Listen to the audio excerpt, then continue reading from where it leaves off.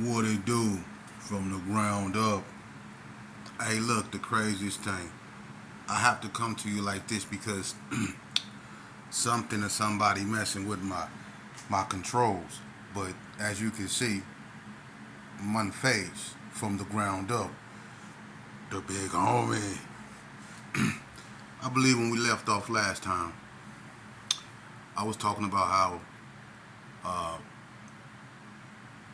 the Rolling 60s migrated from Carrie Arms after we took over Carrie Arms, and the Donna Streets was really giving them the business. Now, not to say the 60s wasn't retaliating, the 60s was giving the Donnas back the business.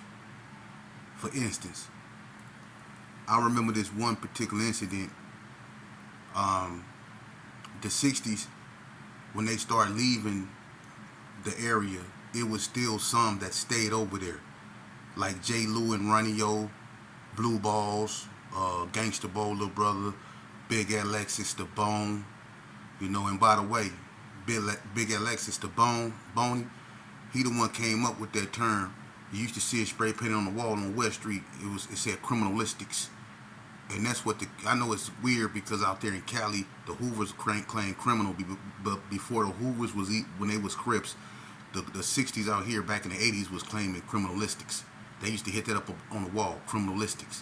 That was like they saying, like y'all used to say rolling, they used to say criminalistics, but they still was 6 times 10 with the S on the end. Now anyway, I remember this incident. The Donna Street boy Clippo, he, Sherm came back really tough in like '89 in Vegas. It really, cause Sherm left kind of. It was here when my daddy was here, and I'm gonna get to that. But right now I'm gonna focus on when it kind of made a comeback. It made a comeback like around 80, 80, 88, 89. You know what I mean? And the Donna Streets, they wasn't, when they came out, they didn't know nothing about Sherm. But we was already smoking it in the Gershon. We called them units. But the boy Clippo, he got a hold of a Sherm stick, a bad one. Now, they was already feuding with Valley View. They ended up beating my cousin Ricky Allen to death, Gangsta Lump and Ringo. They went to prison for that. So my cousin Mackie, who was Ricky Allen's brother, was whooping them Donnas out when he called them a Stop and Shop, because Valley View was right on the side of the Stop and Shop, and that's what hood Ricky come from, Valley View Gangsta Crips, War Babies, whatever you want to call them. But Clippo got a hold of one of them Sherm sticks and went and shot up somebody's house over there at Valley View, got caught, went to prison. He had a girl named Cicely. Clippo used to have this brown Cutlass on Chrome McLean's he used to drive back in the days, and it was a known car. Everybody know this car belonged to, Clippo from Donna. Clippo had a little brother named Lil Boo, another one from Grape Street, and another one that got killed. I don't know too much about. But Clippo shot up that boy house and went to prison. Now Cicely was rolling around in his car. Cicely is the Ringo sister, and Ringo is the one that beat my cousin Ricky Allen to death. I spoke on that. But she was driving his car around, and she was used to coming over there because we was cool with the Donnas. She was used to kicking it around the Gerson area or on a part of Carrie Arms where we was really thick at, because even though we took it over, the 60s had mothers that stayed in the Crip City, so they still lingered in the houses over there. So every now and then, if you get caught slipping, you can get it. So we was more or less over there on the Morgan side. So she was coming over there one day, and I remember me and Boy Pop from Six O's, we always been cool from Elko, so we never had a problem, even in the war. And I remember one day I was out there with him, and it was me, him, Money Mun, and Gangsta Bo had just got out of prison. Now, Money Mun mama stayed on West Street, all right? He was one of the 60s that, the homies didn't really do nothing to because he grew up in the Gershon, him and his sister Nisha. I remember when he fell off that motorcycle and was out there pink as a motherfucker. But anyway, Money Mun ass used to sell, dope around there. And I remember one time it was House and it was J. Lou. And Cicely was coming up the street, which was Carrie, and House then was coming, out the square from where Money Mun him had where his mama stayed and where his dope spot was. Because Romeo stayed in that first square with Old Man Wolf. Everybody from Vegas know what I'm talking about. The first big square he carry arms on West Street. You know, and what happened was House and J. Lou was leaving, and Cicely was coming up the street. Now, when they went up the street, they was coming up west, going toward Carrie, and Cicely was coming down Carrie. So when they came up, they seen her car. All you seen was J. Lou come up out the passenger side with a Uzi and spray it up. Had to sit over there on the side of the road smoking, made her jump up out of it. I don't know where she ran, but what she did is she ran to where my homeboys was on the other side, and she calling all cars, calling them Donna boys, right? So Gangsta Bo, he out there, the car over there smoking. It was a brown color, it's on Chrome McLean. So he like, hey cuz, hey give me a screwdriver, man, so I can take the caps off. Let me see if we can get the rims. So Money Mun like, man, fuck that car. That motherfucker like this go blow up. You know what I'm saying? Because it was smoking. They lit it up. You know what I'm saying? They don't even lie. Lou did his thing. So they over there messing with the car. Gangsta Bo keep running across the street trying to get the cap up off the McLean, trying to see if it got locks on it so he can try to get the rims. I don't know how he thinks somebody was finna help him do that. You know, it was out in the open. It was smoking. You know what I mean? And we don't know if it was finna blow up. The police was coming because they was clapping. So he out there messing with it, and Money Mun kept telling him, man, fuck that car. Fuck that car, man. He like, man, I'm finna get these rims. So we all on the edge of the building looking around the corner. The boy Jesse Pullins pulled up. He had a truck. When Jesse Pullins pulled up, he jumped out the car. Gangsta Bo like, hey man, you got a jack or something? Let's try to get these rims. But you know, I guess Jesse Pullins was caught up in the foray of the 60s, you know, putting in work on the Donnas because he knew who car that was. He was like, that's what that hoe like. That's what that hoe like. He's saying all this shit right here, right? So I'm up over there. I'm like feeling like, damn, they just didn't put in work on the Donnas. I fuck with them, and you know, but I'm out here with Boy Papa. I'm like, you know what I mean? It is what it is, you know, because I didn't watch the Donnas work them. So I'm like, it just was one of them days. So we peeping around the corner, and we can hear an engine coming up the street. It's coming up Carrie, the same direction she just came from. The cop pushing. I mean, they was pushing. And Money Mun was like, hey, Bo, get from across the street. Money Mun had a 5.7. He had a pistol, and he was like looking around the corner. And I was like, who is that coming up the street? He was like, I don't know, but they coming fast as a motherfucker. So they was pushing up the street, and Gangsta Bo finally realized that, yeah, somebody coming up the street. And Jesse Pullins was like, hey, cuz, hey, yeah, who is that? He was like, I don't know, man. Jesse Pullins jumped in his truck and tried to bust a U. When the cop approached, it was a blue, I don't know if it was a 6.6, a 6.5. It was a Chevy. It was blue, and it was on chrome Dayton's. And I know that car, I think that car belonged to the boy Pharrell from Donna Street. But all I know is that car pulled up, and it stopped right where the car that got shot up was, and I guess they seen Jesse Pullins busting the U trying to go back down the street. They got on him. When they got behind Jesse Pullins, listen, everybody remember how them Donnas clapped up Carrie Arms that night. I mean, it was like 7-something in the evening, the sun was going down, but when them Donnas started busting, it made it look like it was 12 noon. They was blowing. I mean, they had some heat up in that car, man. And when they was busting on Big Jed, Jesse Pullins, they was clapping at him all the way down the street, and that's a long street, man. And they had that boy truck slumped sideways. You know what I mean? I mean that's how it was back then. Now let me explain something. I got in a dialogue with somebody who brought up something about one of the Rolling 60s, which is Chucky Gaines, Big Craze. I grew up with him. I remember when his house got firebombed by the Donna Streets. Now, when that happened, that was back in like 88, 89, somewhere up in there. And I remember the guy that did that. See, a lot of people don't know that when the Donna Streets first came out, the person that came out with the name Donna Street was a guy by the name of Danny Clark, Dan Lowe. He came up with the name Donna Street Crip. But when they was just a few members, they had a member that stuck out. People forgot about this guy. But you can tell when I say his name that I'm an old head. And this guy was unique. You know why? He wasn't black.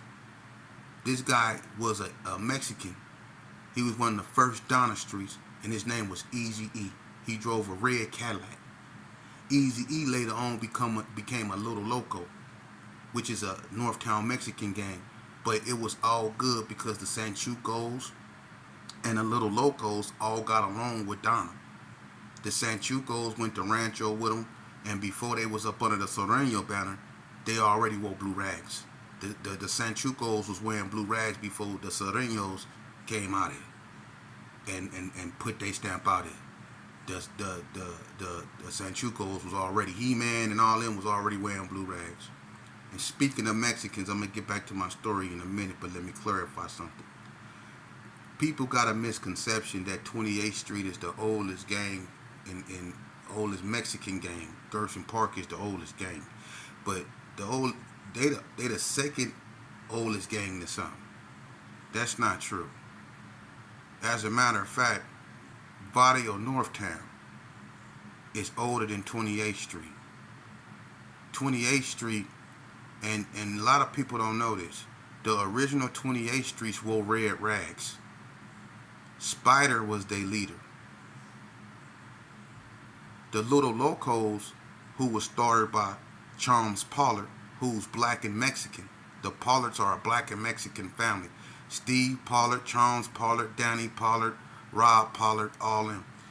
Charles Pollard started Little Locos. And the Little Locos is the ones that killed Spider from 28th Street. That's what started that war between them two. They tricked him to a party. He came, they stabbed him up, and when he got out the house and was running up the street, they hit him with a car and ran him over. Everybody know about that. Early 80s. When they was Dos Ocho Puto, they wore red rags. See? And not just speaking on them, you had the KBs, which was the Korean kickboxers or the Korean Bloods. They was into it with the 28th Streets. They used to get into it at Fremont. You also had the Reap Boys, which is a white gang started by a guy named Billy Monahan.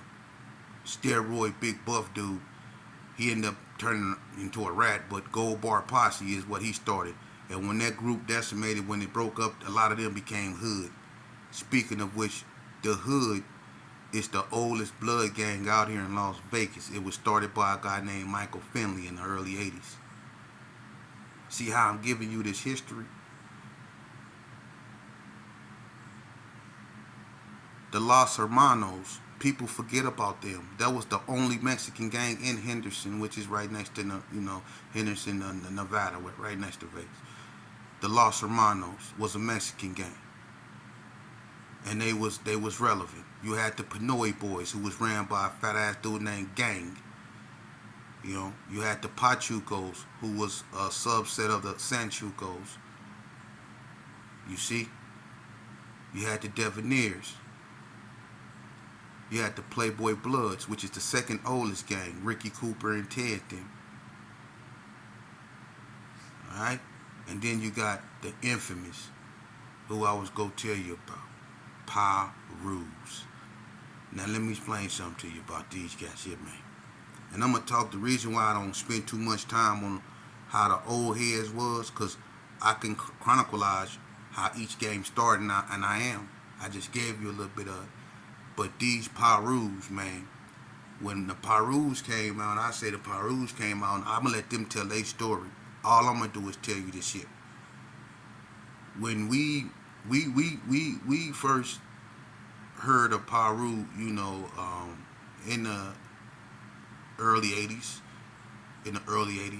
because we knew them as, some as Westside GQs and some as the Bang Bang Gang. You know what I'm saying? And like Stanley Mack, June Matthews, Woody, Big Red, Red Bird, JB, Dirty D, Emery Gary, Spanky P, Sean Jernigan, Melly Mel, Mickey Simmons, there's so many of them dudes. And I'm not even naming everybody that got a P in their name, like Sweet P, Fresh P, Moan P, it's so many of them. Tone P, you had K-Lay, you got the Joker, Larry Brown, you got Burger Mac, you know what I'm saying? So many Pirus, man, but let me tell you something what made them unique. All them motherfuckers can fight. Even the female. They got a female over there named Tanya Washington. When I say her name, I still like can't believe that God made a woman that can do a man like that. Because before all these women was doing MMA and choking dudes out and thinking they can fight, she had a knockout ratio of Mike Tyson. She was knocking dudes out in 89. She was knocking dudes out. I mean, dudes that were 200 and some pounds. She was knocking them out, and she my age. That girl had hands like Ann Wolf on the natural talent. And there's plenty of dudes, and I don't want to say y'all names, and from every hood that got touched on their chin by this female. I mean, this girl was a hand goddess from, man, I bet you I'm Tanya Washington. Tanya Washington. Every time I say her name, I bet you some of them dudes, I bet you they stomach her because she done stomped the shit out of some of you guys. Yeah, she have. But them Pirus, they ain't no joke, man. I remember one day, check this out. We called ourselves walking through there. They had this territory because when they became Piru, we really didn't know what that was about. You know what I mean? But they turned Bloods. We knew of the PBs. You know what I mean? And the PBs was a thorn in our side as it is, and we knew of the hood. And thank God the hood was deep in the north because Rock Sheba, Curtis Lockhart, and Gene Brown, Rick Olger, the Carter brothers, Big Ed, you know what I mean, Ice Dr. Rock, Stoney, it's so many of them dudes down there, man, that can fight. Big Butch Hall, all them dudes can fight down there too, man. But they was in the north. They was the GQs and the Donna Streets problem. You know what I mean? I'm going to keep it real with you. I was kind of glad they was down there, man, because them and the Pirus, god damn. But anyway, we call ourselves walking through Piru turf. Now, we was deep after the GQs died. We became the biggest gang. To keep a long story short, we walked through the Piru turf, and when I come back, I'm going to get to that. I'm going to leave it right there. Can't give you all the goodies. This is how I got to do it until YouTube stop messing with me. But as long as y'all get it, y'all got it. From the ground up, part 12 coming. Till then.